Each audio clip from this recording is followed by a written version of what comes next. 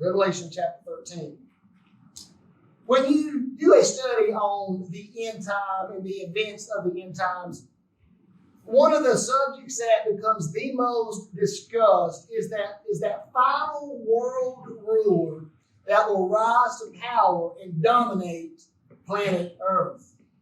When you go into Scripture, there's actually a lot said about him, and there are a lot of references and names given to him. If you go into the Old Testament, he is known as the King of Fierce Countenance, the Prince that shall come, the Willful King, the Little Horn.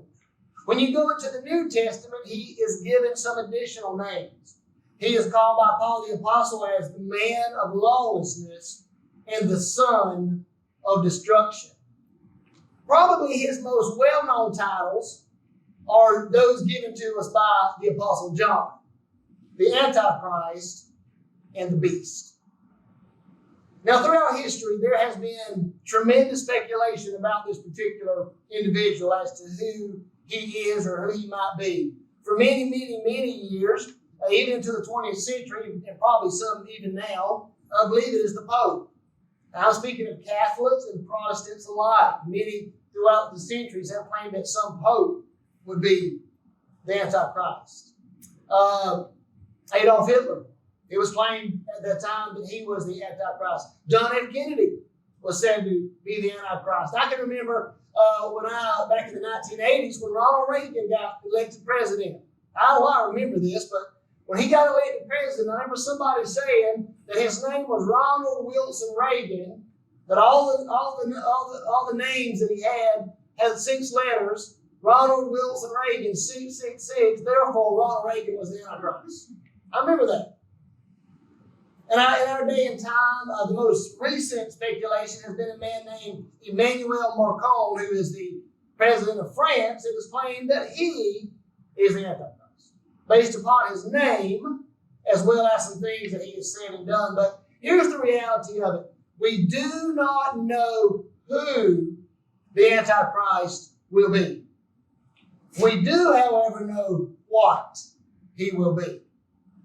The beast will be the most horrible, most wicked, most ruthless, most demonically, satanically infused individual this world has ever seen. Here in Revelation chapter 13, we are given by the Apostle John what is essentially his biography. The biography of the beast. That's what we have here. The biography of the beast. And I will tell you this morning, it is a chilling account. And it is not a fun study.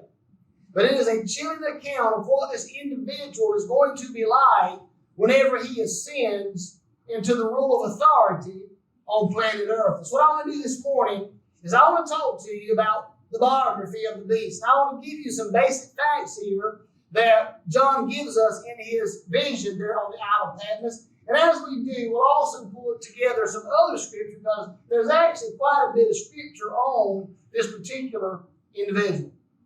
So let's begin looking this morning at this really hard, chilling account of the biography of the beast. Number one, let's look at his rise.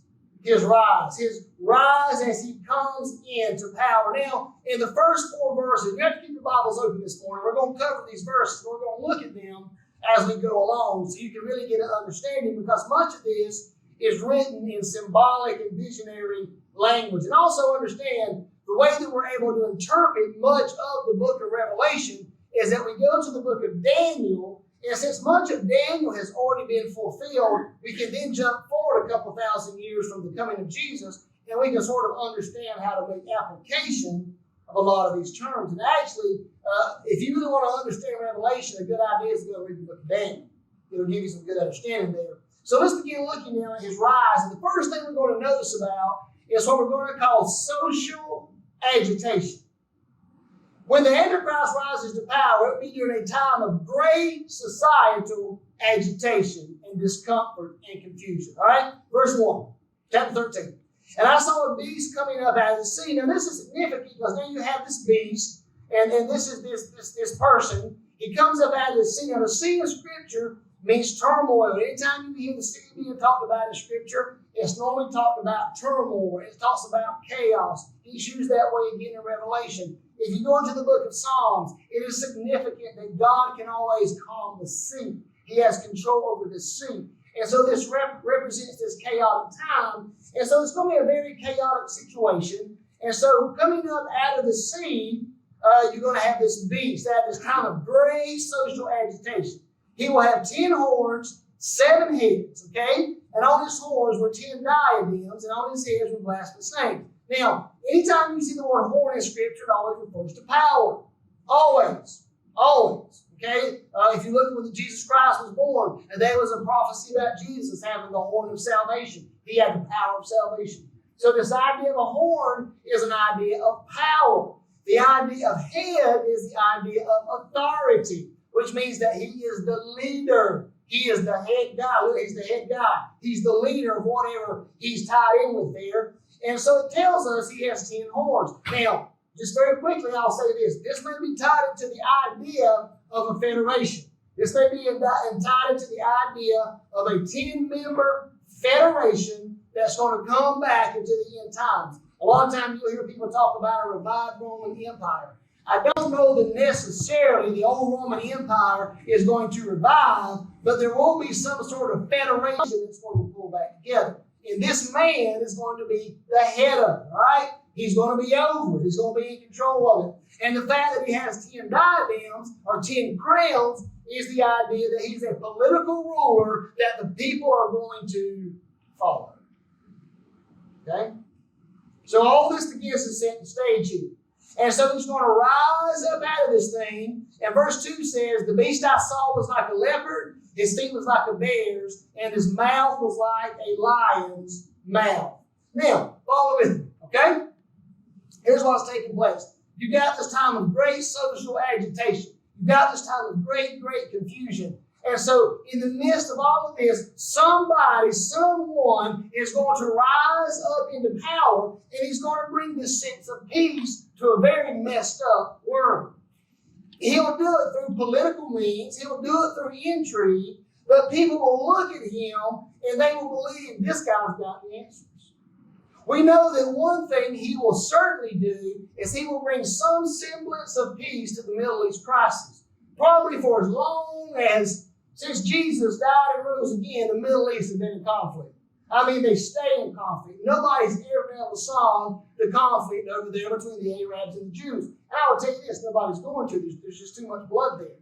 And so, as some manner, he's going to begin to bring this thing together. He will institute some kind of peace treaty, and we know that he will allow the Jerusalem temple to be rebuilt. Now, stay with me. This is all very important. He is going to allow the Jerusalem temple to be rebuilt. We know that's going to happen. Ezekiel tells us that's going to happen. Paul tells us that's going to happen. So some way, he's going to get control of Jerusalem, all of it, for the Jewish people. Remember back whenever Trump declared Jerusalem the national capital of Israel, and there was such a big thing about it? Well, prophetically, the temple is going to get rebuilt in Jerusalem at some point. We don't know when it's going to happen, but somehow the Antichrist, the beast, is going to make that happen. And so at that point, what he now does is he brings peace to the Middle East. Man, the Jews get their temple back. They will reinstitute their sacrificial worship to God. And this man will bring a sense of tranquility to a messed up world. It's significant here that it tells us also that he was like a leopard, his feet was like a bear, and his mouth was like a lion's mouth. Now we know, according to the book of Daniel, that all three of those represent kingdoms. You've got Babylon itself, you've got Medo-Persia, then you've got Greece. We know that. Daniel specifically tells us about those kingdoms. And so this man is going to pull together all of their attributes when he rises to power. So the idea is this: he will rise to power like a leopard. He will do it quickly. Like Alexander conquered the world, he will conquer the world quickly. He will rise to power very quickly. He would do so with the stability of a bear. Nobody's going to overcome him, and he will have the authority and the power of a lion. That's the Antichrist. And he will rise in this period of social agitation. Number two, it will be spiritual apostasy. Spiritual apostasy. Look what happens next, okay? You all with me so far? That wasn't a good amen. Y'all with me so far? Amen. Stay with me, okay? Stay with me. Number two is spiritual apostasy. Look what's going to happen to him. Second part of verse 2. Now notice what's going on. The dragon gave him his power, his throne, and great authority. Who is the dragon? Well, chapter 12 tells us specifically the dragon is Satan. So now we have this individual that's now sheerly energized by Satan himself. He's now the epitome of human wickedness. Now this is the man in power over the world. And so he now has this energy of Satan that now absolutely just consumes him. Now follow what's happened here.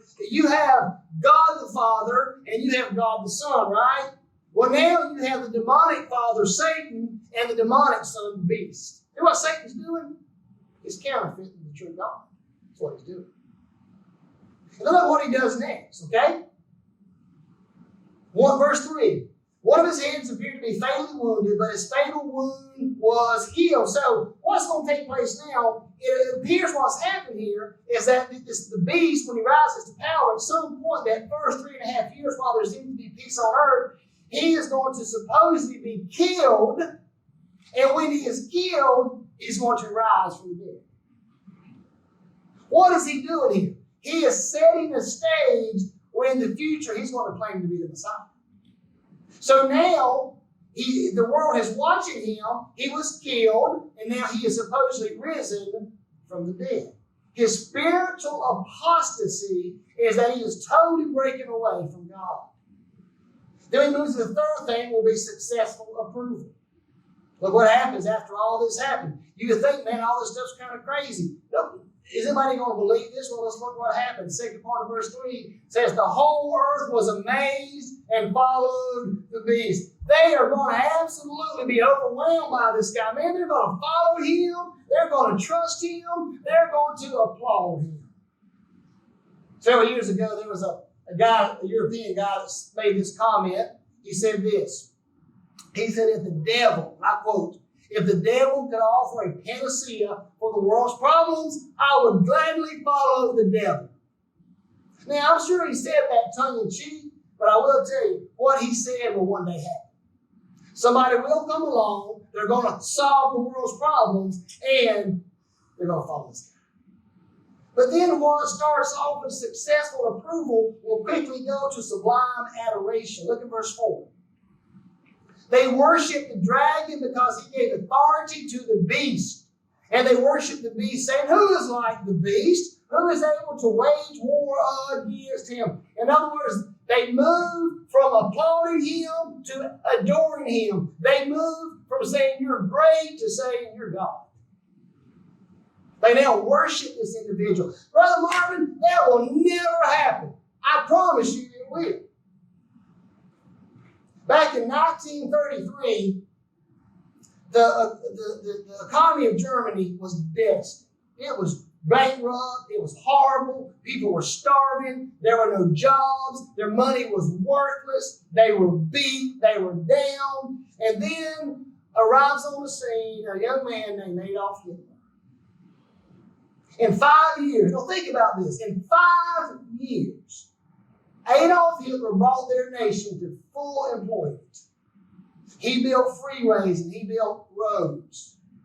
He brought back a sense of national pride. He built their military. He built up their economy. They became a powerhouse of their day. Adolf Hitler was also very pious and very religious. And the people went from approving of him to literally worshiping the man as a god. Eventually, they voted him full power. In the wake of his reign, we know 8 million people in Germany were butchered and slaughtered and exterminated, and 50 million more died. That was one country. That's what Hitler did in the country.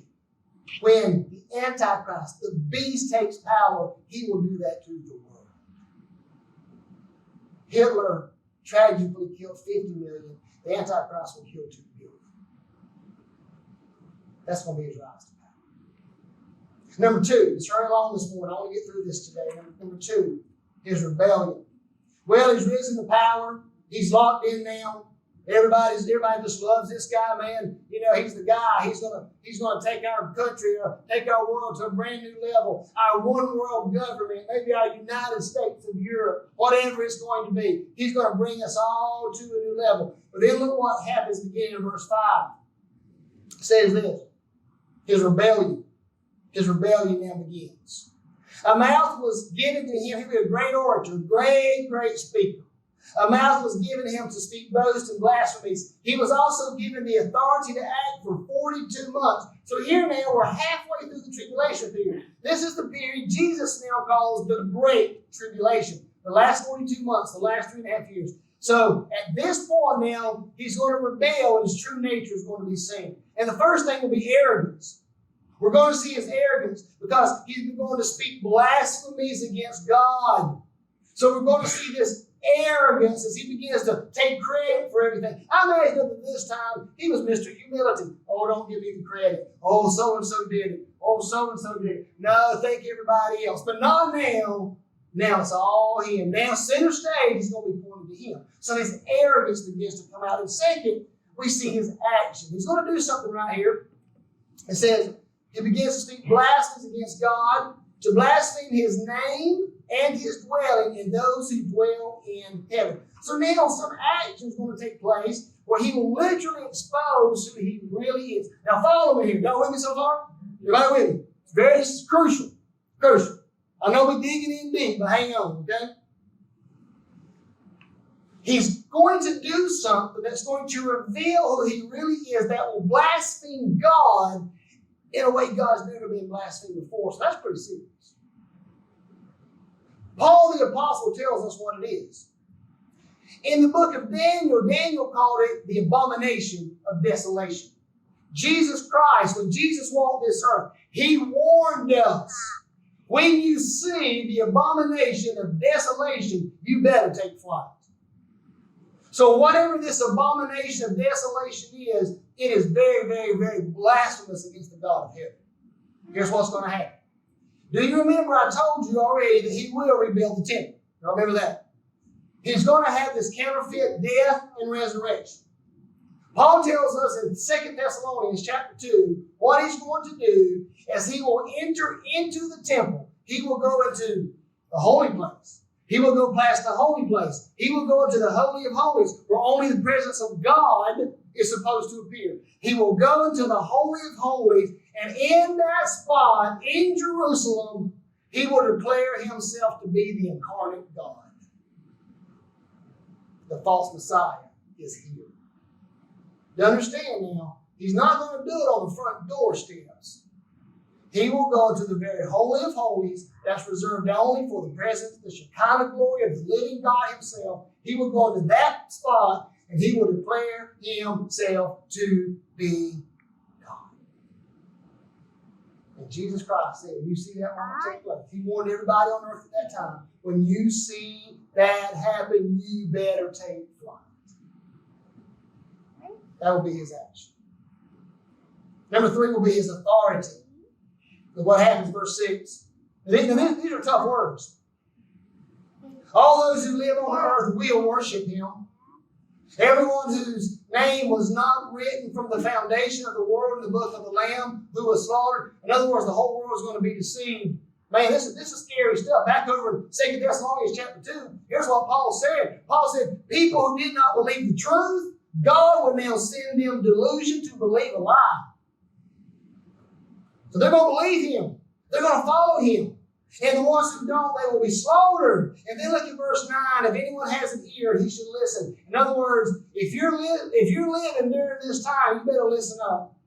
Verse 10. If anyone is destined for captivity, into captivity he goes. If anyone is to be killed with a sword, he will be killed. Here is the endurance and the faith of the saints. In other words, if you're living during this time and you're sent to captivity, go. If you're going to be killed, then be killed, because that is your lot in life. Show the words in there. time has come. It's happened. Antichrist has taken power, and the slaughter of the saints is here. That will be his rebellion. Well, number 3. Everybody encouraged so far? It's going to get worse. Okay? Let's get a little worse. By the way, it's interesting to me here. Let me say this very, very quickly. Over in John chapter 5, verse 43, here's what Jesus said. Jesus said, I have come in my Father's name, but you do not receive me. Another will come in his own name. Him you will receive. In other words, you rejected the true Messiah, but you'll follow the false one. Jesus' words have come true on the ultimate in this passage. Number 3. Let's look at his religion. Understand, he's going to be very religious. Okay? He's going to be very, very religious. Sometimes we get the idea that the Antichrist, because of his name is he's Antichrist, he's going to be an atheist. Oh, no. He's going to be super religious. He's going to be the center of his own religion. You see, anti means instead of or in place of, and both are true because this particular figure, he will be worshipped instead of Christ and in place of Christ. That's why John calls him the Antichrist in his books. And so his religion now, so you get now into verse 11, we see another beast, okay? Another beast is going to come up out of the earth. He's not out of the sea. He comes out of the earth, so there's some stability now because he's not the one that's going to bring peace to the earth. He's not the one that's going to rule. He's going to be subject to the beast, the Antichrist. And so he's going to rise up, and what he is now, he's the ultimate false prophet. He is the one that will come along, and the Bible tells us right here that he has 2 horns, so he has some authority like a lamb. He's going to be gentle. He's going to be meek. He's going to be very charismatic, but he sounds like a dragon. In other words, he speaks as if he is from God, but he is the spawn of Satan. What's his job going to be? His job will be to cause people to worship the beast. That's his job. That's going to be his sole purpose. And I'm going to tell you, he's going to be a charismatic individual. Now, follow me now. You now have Satan, the wicked father, the demonic father. You now have the beast, the demonic son. You now have the false prophet. Guess who he is? He's the demonic Holy Spirit. What has Satan done? He's counterfeited the true God. And you see, the job of this prophet, this great false prophet that's going to be known all over the world, is to drive people to worship. And notice what he's going to do. Number 1, he will do it through deceiving wonders. Through deceiving wonders in verse 11. Saw another beast come up out of the sea. When he saw that, he had 2 horns like a lamb, but he sounded like a dragon. Verse 12. He exercises all the authority of the first beast on his behalf, and he compels the earth and those who live on it to worship the first beast, whose fatal wound was healed. There's that false resurrection. Verse 13, he also performs great signs, even causing fire to come down from heaven to earth before people. He deceives those who live on the earth because of the signs that he is permitted to perform on behalf of the beast, telling those who live on the earth to make an image of the beast, who has the wound and yet live. In other words, what he's going to do is this. He's going to create these miracles. He's going to do all these wonders, and people are now going to follow him. I'm going to tell you something else. That is really not that hard to believe.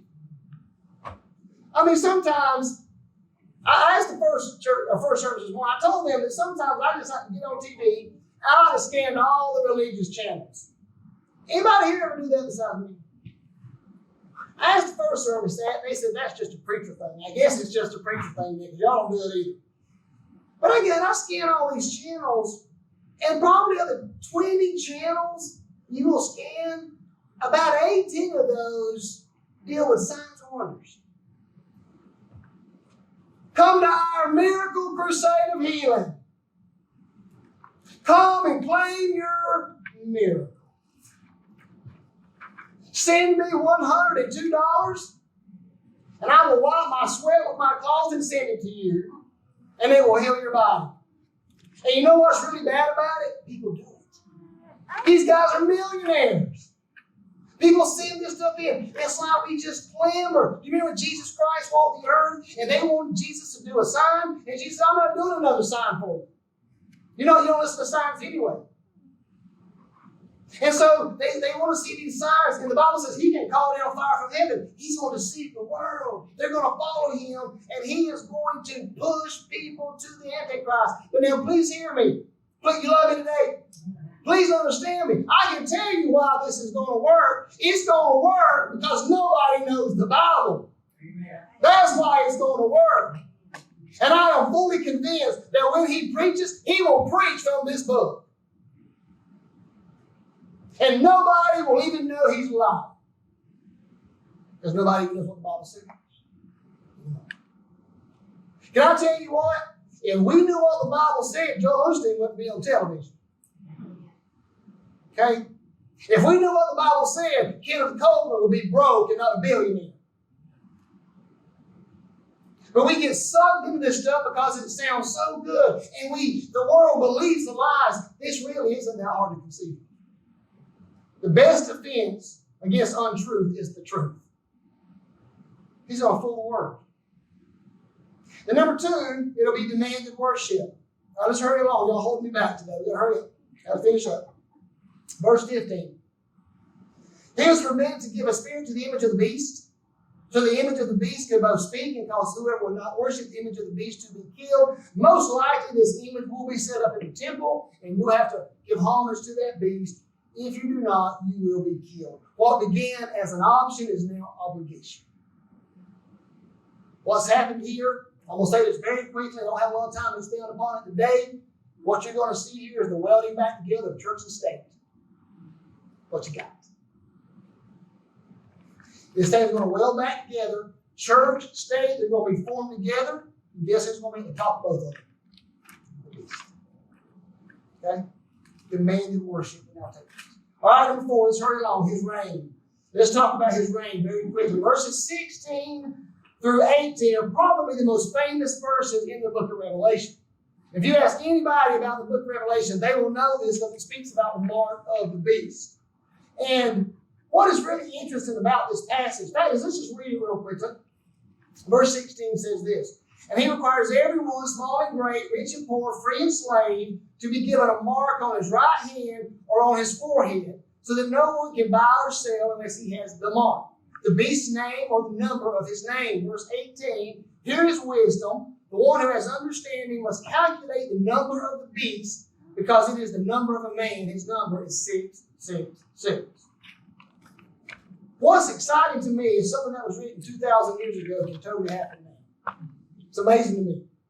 Something that they could have imagined happening 2,000 years ago happens now. We now have all the technology that we need to put chips on people's forehead, on their arms, or anywhere else. But now please hear me. This is important. I think it's where people get really confused about this thing. The issue is not the mark itself. It's not what goes in. It's not necessarily the chip that is the issue. The issue is the mark.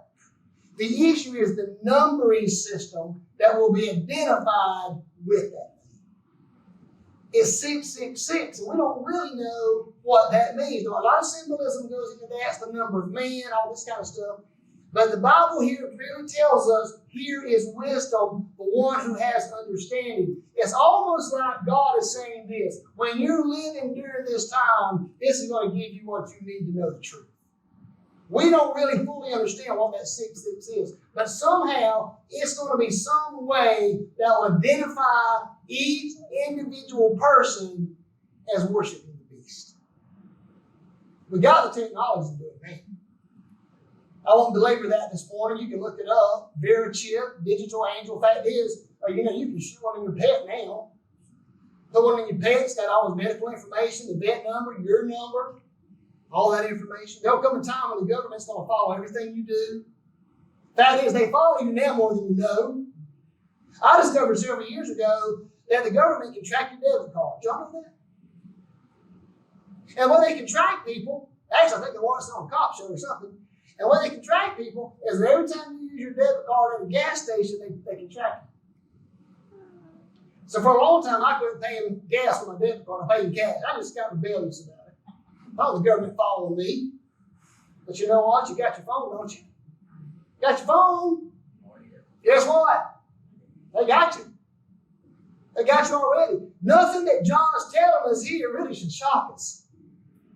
The technology is here, but the day is coming when this worldwide ruler, he will attach his mark to all of this stuff, and somehow or another that 666 will be his symbolic mark. And when he attaches that, and that is received, essentially you're saying he is God. Very quick, let me give you two thoughts about his reign. Number one would be total control. Notice what it says here. Total control. Verse 16. He requires everyone, small and great, rich and poor, free and slave, to have this mark. He will control everybody. Please understand, through religion, he will control man's mental needs. And through the mark, he will control man's material needs. You cannot buy, you cannot sell, you cannot eat, you cannot work, you cannot go to a hospital, you cannot go to school. He will have absolute total control. Number two, he will have tyrannical compulsion. He will require you to do whatever he wants you to do. And if you do not do what the beast wants you to do, you will die. Simple. This mark will give him absolute control of everybody. Well, number 5, his removal. I don't want to end on that encouraging note. I want to end on something good, okay? His removal. May I tell you, his days are numbered. 42 months. He's got 7 years. He's got 42 months to set this thing up and to do all his lies and his manipulation. He's got 42 months where God will pull back all restraints. He shall let this man be unleashed on the planet. He will do all of his damage. And sadly enough, 2 billion people will die. He will blaspheme the God of heaven. He will try to eradicate the Jews. In fact, we are told in the Old Testament, we are told that 2/3 of the Jewish people will be slain during his days. This man will be more wicked than we can ever imagine. But his days are numbered. The sovereign God has numbered his days. How will his removal take place? Well, Revelation chapter 19, verse 20 tells us this. At the glorious second coming of Jesus Christ, when he returns, the Bible tells us that Jesus Christ shall personally take him and the false prophet and cast them into the lake of fire forever and ever. Over in 2 Thessalonians chapter 2, Paul tells us that he will be destroyed at the glorious appearing of Jesus Christ. See, Jesus Christ will show up to personally deal with things. It's interesting that one of his titles is the Son of Destruction. Only 2 people in Scripture are called the Son of Destruction. One is not Julius Caesar. One is Judas. One is Judas Iscariot. And one is the Antichrist.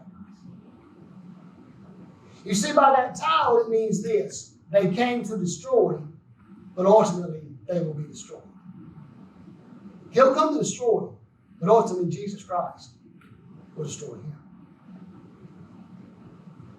So, Brother Martin, this stuff is really kind of scary if you stop thinking about it. And it is. It is. Several years ago, I was in a restaurant, and I ordered a meal, and got through and went to pay for it. And I went to pay for it, and there was this young waitress, or just young cashier. Well, she's about 45. That's young, amen.